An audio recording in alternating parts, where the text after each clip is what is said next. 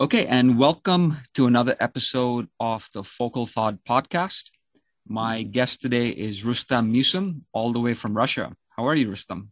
Yeah, I'm fine, thank you. How are you, Jordan? Doing very good. This is great. I know we were chatting recently, but we haven't seen each other in, I think, about 20 years, we were saying, right? Yeah. But I hope that we still close friends. No, Maybe. definitely. We'll definitely keep in touch. The spirit is always in touch, so that's a satisfying component. I'm really excited to have you on the show. As a sort of a context to, introducing you, we Mhm. met, as I said, 20 years ago. This was at a summer camp in the state of New York. We were looking after homeless children that came in. And, we had different duties that we performed at the camp. And one thing that really amazed me about you when I first met you was you were doing some sweeping around the cabins that we lived in, but the sweeping was very focused. It was very meticulous. It was almost like you were doing like a small dance with the Yeah. broom. And I was very intrigued by that. I noticed it and I thought, okay, maybe you're playing a game with yourself just to, make the work more fun. And then later on, in these sort of wooden cabins, you were actually swinging from poles to poles and doing these great sort of feats of acrobatics. I thought Yes. you might have been a gymnast, but from talking to you, you were actually studying martial arts, and it started with Tai Chi back then, right? Yeah. Exactly right. You remember everything well. Well, this is the impression it made on me, and it changed the trajectory of my life because of you. This is before I even knew about Shaolin monks. Mhm. You taught me some of that Tai Chi, and even till this day, I still implement it whenever I can, and I find it's really helpful, not only for my body but for the mind and spirit. So I wanted Mhm. to ask you, at a very young age, also, you were very good at this, and your body, was shaped because of the exercises you did. How did you get into this, and what was the inspiration behind that? Uh, you know, I started practicing martial arts when I was 12 years old. So I'm 37 years old now, so that is about 25 years. Uh, I started my practice with a little known Chinese style called Tai Un Su. A style similar a bit to Tai Chi, and I practiced it for about 15 years. At the same time, for about 10 years, I have been studying Aikido. Uh, for the last 8 years, I have been practicing Muay Thai, especially the old style of Muay Thai called Muay Boran, and double Thai sword fighting called Krabi Krabong. I come every year to Thailand in Phuket for 1, 2 months and train with my good friend and teacher, Kru O, in the Camp Tiger. He's a representative of ancient tradition of Muay Boran and Krabi Krabong. At home, all my life, I practiced with my brother and my students. So, if you're interested, I can say some words about this system of Krabi Krabong and Muay Boran technique. Sure, Well, please. Yeah, go yeah, ahead. okay. Well, this system includes all aspects: authentic, complex training system, training with different types of ancient weapons, and first of all, the spiritual practice of Hinayana Buddhism. I hope I say it correctly. Hinayana Buddhism, yeah. Tradition of meditation, Vipassana, and Anapana. Uh, you know, um, I think that meditation and working with the mind is one of the most important part in all in all martial arts. And when I was younger, I also practiced it. There is a dynamic meditation and meditation when you are just sitting. Uh, especially when I get older, I should pay more attention to meditation. And all So, all the yeah, martial arts, it's very interesting that you say that because there is the physical fighting aspect of it, but even yes, before physical fighting comes into play, there's the discipline side, and before discipline is calming the mind, and that is meditation, right, at the root of it all. exactly. Uh, yeah. Why is that important, the meditation part? But the meditation part is important because I can clear out. I can put attention on my mind and on my body. So my studying is go very, very fast when I use meditation because the physical and because our body and the mind is the same thing. You know, it's like two parts of one coin. Yeah. So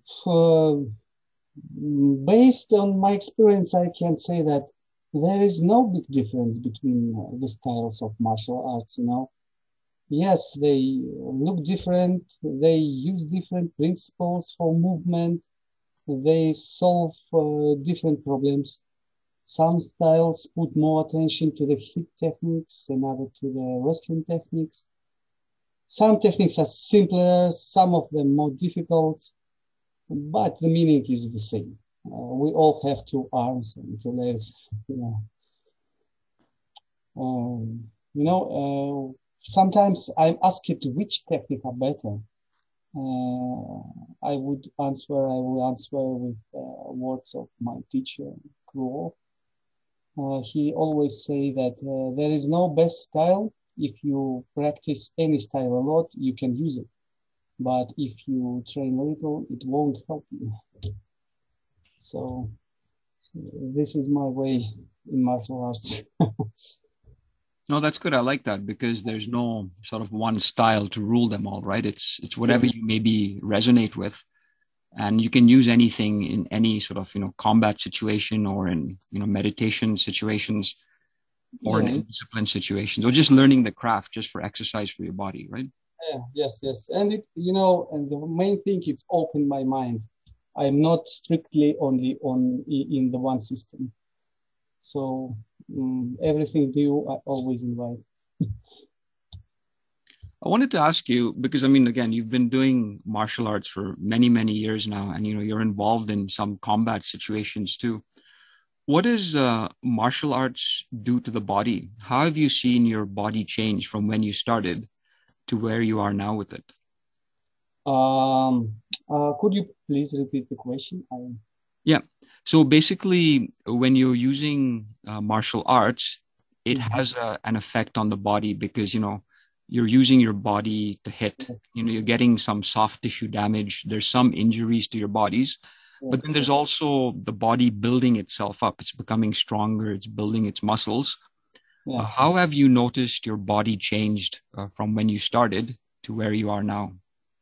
Oh, it's a hard question because I'm not put much attention on this, but I know that I fought in the ring, and I don't like it much because there is too much damage and the need to do many things after. So I'm just using martial arts for my health, for my body, for my coordination, and so on. Got it. As a sports exercise. Joe Rogan, he's very famous for saying that he stopped doing kickboxing because he got afraid of the head injuries. Yeah, exactly. Yeah, I know. And some of the people I talk to, they're really in love with the fantasy of, starting martial arts because they see Bruce Lee in the movies and, things like that. But they get scared because they're worried about the injury. So I like that you say that you can still do the exercise, you can do the discipline, you can maybe spar a little bit, but you don't have to take it to where your body gets damaged, right? Yes. Some when I fought on the ring, I just did it to check myself. Am I on the right way or no? Just to prove to myself that I can fight. I fight 2-3 times in my life on the ring. It was in Thailand, and once I fight with the sticks on the World Championship in Bangkok. So after that, it's very, very hard, too much damage, and I just stop it because I don't want to do it for money. I just do it for myself. Got it. And Yeah. that's the difference, because there are some people who they don't care about the damage to their body. They're doing it because they really love the sport. That is their only priority, and that's okay. But then some people want the balance, so then they, use the martial arts to learn what, how it can help them, be better in life in terms of mind and body. Yeah. So do you feel your body is stronger now after all this training, like in terms of strength and energy? So, now I'm 37. So when I was 25, 30, yeah, I was, I was very, very fast. But now, not so, not so much. But I'm still trying to training. I still try to keep my body in a good shape. Yeah. So, And how do uh, you do that? Do you do that through by going to the gym or just exercises at home? I I have my small gym, my own small gym, and I'm just practicing and training with my brother. He's also doing martial arts for all his life, and I have some students for many years, and we are training together. Okay, So, that's and great. of course, in Thailand, every year I came there and training very, very hard, maybe uh, 3, 4 trainings in the day, 2, 3 classes in the every day for 1 month. It's like extra exercises for me. Wow, that's good. I like that routine. Um, Yes. if regular people, who live jobs, have families, if they want to take martial arts and implement it into their lives, if they Hmm. want to use it in their lives, how can they do that? What's one simple way they can do that? Um, if I understand your question correctly, I think that people can't use martial arts in everyday life. We don't fight every day, but first of all, if to talk seriously, it depends on the goal. You know, Yeah. in the modern world, I see only 5 possibilities for its use. The first one is self-defense, and each kind of martial arts solves this problem. But you need to understand that ancient martial arts system was created for wars, for kill and maim people. It's unlikely that an ordinary person in the modern world wants to kill people in a street fight or in the bar, and you need to know only a small part of techniques and practice them for self-defense. Yeah. Also, if you want to learn self-defense system or people want to learn self-defense system, I would like to advise them learning how to fight with 2, 3 opponents at the same time, not just with one, because there are usually several opponents in real life. And I would like to say one more thing because we are talking about self-defense. Just one advice. If you are treating it with a knife, in the real situation, it's always better to give your wallet away. Yeah. Yeah, even if you've been practicing martial arts for your whole life, it's not a guarantee to protect yourself against the stabbing. It's always better to run. If I will be in this situation, I will run for sure if I will have chance. I will not fight. Correct. Yeah. The second use is we are talking about it a bit. We talked to develop your body for better coordination, cardio, and health, for good mood and feeling of being superior, cool. As a replacement of everyday fitness, it's like a hobby, Yeah. an interest for sake of interest. Martial arts have no difference with professional dancing, which is not less difficult, and the result for health and mood is the same. So the third possibility. So if you want to make it for money, you learn martial arts for professional career and sport. The fourth one is if you want to work in a police or in army or something like that, something this stuff. And for fifth one, for an action movie. Therefore, it all depends on the goal. When we want to hammer a nail so we do not use a screwdriver. Yeah, when we want to fight in a professional boxing ring for money, it makes no sense to study ancient system of martial arts of killing people. When we want health, good coordination, developed body, it makes no sense to study martial arts for professional use on the boxing ring because the professional sport takes your health away. So something like that. I hope I answered your question. No, that's good. Sorry, what was the fifth one you said?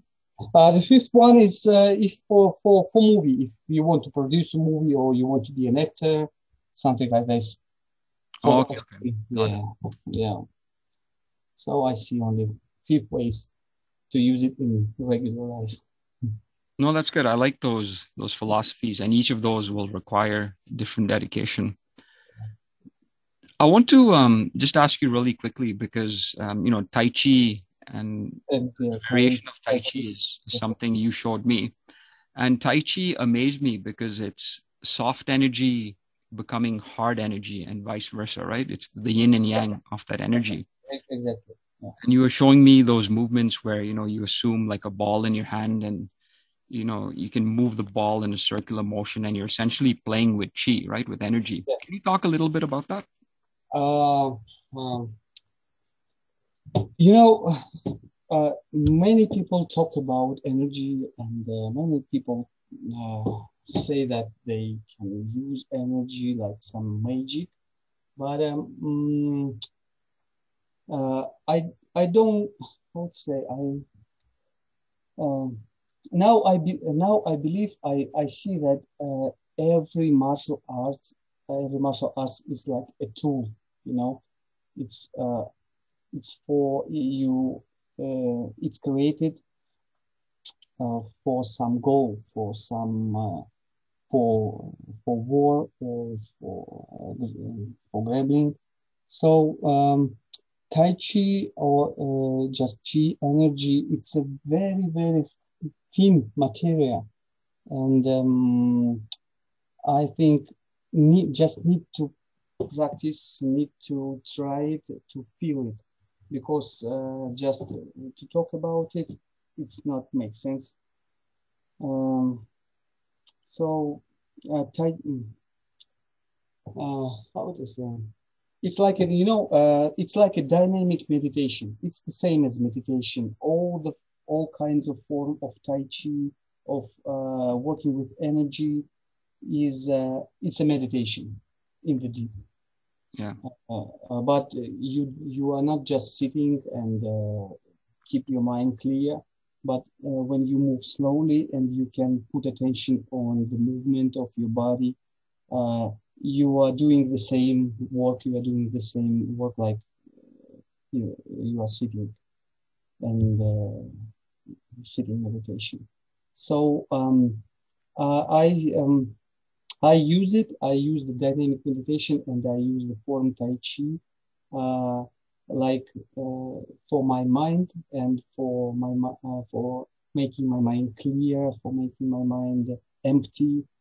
And of course, when I doing it slow, I can understand much more better what's for this movement. So, how to use it better in real fight or in the boxing. So Got it. I see what you're saying. It's hard to talk about it without yeah, actually experiencing it, right? yeah. Because I have not much. I have not enough words to explain so spiritual or material. You know, I believe that we need to try, and we can talk hours, but uh, if you feel if you feel this energy inside your body, there will be no question about it. What does the energy feel like? Uh, uh, it's feel like a vibration. It's like vibration, and it can be mm, warm. You can feel warm. You can feel. Uh, I felt vibration mostly. Mostly, it's like vibration in your fingers or in all of your body, and mind is empty, and you feel like you are that I'm more than just my body. Wow. Mm, something like that. And this is something, I mean, if you go to the gym and do exercises, you won't get this energy, right? You have to do these specific exercises. No, no, I don't think so because when I'm doing this in the gym or I'm studying this form, I'm just studying this form. Um, if I want to feel this energy, I have to do it alone without anyone.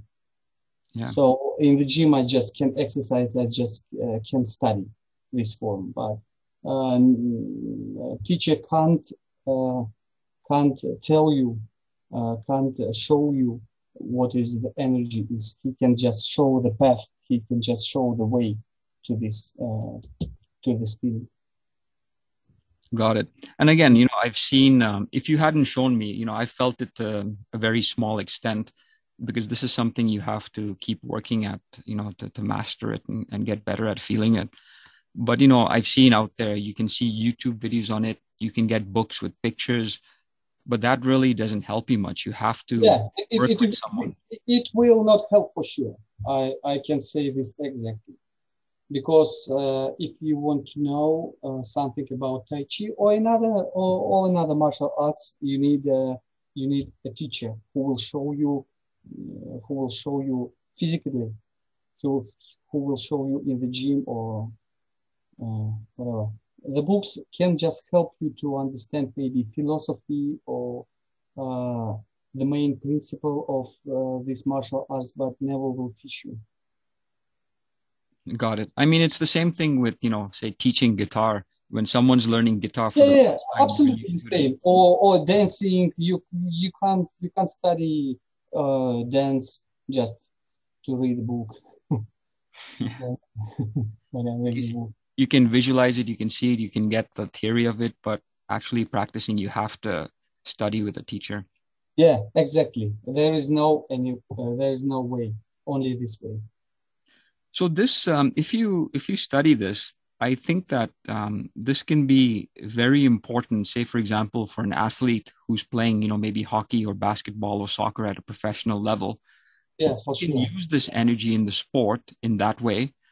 Or also, if someone is, say, a business person or is going into a meeting where there's negotiations to be done, you can use this energy to, like you're saying, slow down the moment and think better in the moment, right?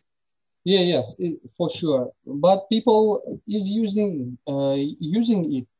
I know that many Olympic champions use the meditation Vipassana or Anapana before uh, in their trainings, or many businessmen talking about meditation. Maybe Tony Robbins, the famous speaker. He's Yeah. always talking about meditation. There is many kinds of meditation, and the meditation of Tai Chi, like the dynamic meditation, it's just one one one kind of meditation. There's many kind of meditation, especially in Buddhism, in Hinayana Buddhism. So it helps for sure. It helps for sure in all kind of uh, all kind of business or kind of sports. Correct. And there's, also, I guess, transcendental meditation. There's so many different kinds. And I like what you're saying because most people, when they think of meditation, they just think it's, calming the Yeah, yeah, mind. just sitting. I close my eyes and doing something inside me. Yeah. But yeah, but there's a lot of kind It's of much more. It's much more than that. much It's much more more, much more. powerful. Yeah. And you can see a lot of people, Sam Harris, like you're saying, the greats out there, they root their entire practice in meditation, right? Before doing anything to give them this base. Yes, yes, yes. For parents who have children and want to start their children on martial arts training, not just to fight, maybe just to get the discipline of martial arts, what is a good age for them to start at? I sure that near 10, 12 years old, not 5, 6, 7 years, because children, their body is not prepared for martial arts. Now I have three sons, and my oldest son, he's 8 years old, and now I just started to learn him just very simple things. I think that better for children than they maybe 7, 8, 9 years old, better to do some just physical training, for example, swimming or stuff like that, because I believe that it will not give them health if they start to training very early. Got it. It reminds me of when I, many years ago, first made the decision to go to the gym. And a colleague of mine at work said, listen, because he was at the gym every day and I saw his improvements in his physical shape. And he told me, he said, don't even start going to the gym before you've developed your core exercises, by doing maybe push-ups, pull-ups at home, by doing planks, different basic exercises, get your body ready to go to the gym. Does that make sense? Like, it's like you're saying, prepare children. I'm talking the same thing. Yeah. For kids, it's especially good. Yeah. I don't like when kids go to the gym for example, to karate or some kind another, or Muay Thai. The styles is hard, and 7, 5 years old, it's too early. It's too early. No, So yeah, they can start from 10, 12, maybe 13 years. I know for music, like they can, kids as young as 3 maybe can start music because it's not as physical as martial arts, right? Yeah, yeah. So for kids to, prepare themselves to say maybe study at, the age of 10, what is there one or two exercise you can recommend that they start doing? Would it be something as easy as push-ups or just basic physical exercises, just basic. And my advice is swimming for sure. Swimming? Because, swimming in the swimming pool. My son goes to the swimming pool because it's developed all group of muscles. It developed all body, and it prepare for all kind of physical training in the future. Oh, really? I didn't know that. Yeah. I believe in that. From my experience, I think so. Yeah. Okay, so you would say push-ups and swim. Just basic physical training, push-ups or something like that, and swimming for sure. Got it. Okay. So then martial arts really is the study of your body, building your body physically. And then it's also, it's a study with the mind/brain, meaning, reading about different things to get to know different things. But then it's also, I'm sure the spirit at some point is involved with martial arts, right? And that's maybe getting into meditation and things like that. Yeah, I think for me, in martial arts, it is the most important thing, the spiritual part of the martial arts, the meditation and Vipassana and Anapana. I'm training for this. So. And in some ways, I think meditation may be even harder sometimes than learning martial arts, right? Like to control the mind is not easy at first. Of course, my friend, because it's easy to go and hit or kick or learn some kinds of wrestling or something. But the most hardest thing to understand how to control your mind. Yeah. Maybe we'll see one day when two martial arts opponents walk into the ring and they don't fight. They can just meditate against each other and see who does a better job, and that'll be the competition. Yeah, but it will not make money. So, so it will not happen, I think. But basically, yeah, I believe that someday it will happen. That's funny. No, but listen, Rustam, thanks very much for coming on the show and sharing your experience from many years, and also for giving a different perspective on martial arts. Because like we said, it's commonly known for the physical fighting part of it, the self-defense, but it is much, much more, right? It's different Yeah, kinds of martial arts. It's meditating. it's the whole world, martial arts. It's a world that you can study all your life, and it will be not enough. Just like music, you need a couple of lifetimes. Yeah, exactly. No, thank you very much. And once again, thank you for coming on the show. And I wish you all the best in what you try. Thank you, Croydon, that you invite me, and maybe one time we can speak a little bit more about about history of martial arts, or about how to choose a cheap teacher, or another topic. Yeah, I'd love to have you back. That'll be great. Okay, thanks very much. Thank you very much, Croydon. See you.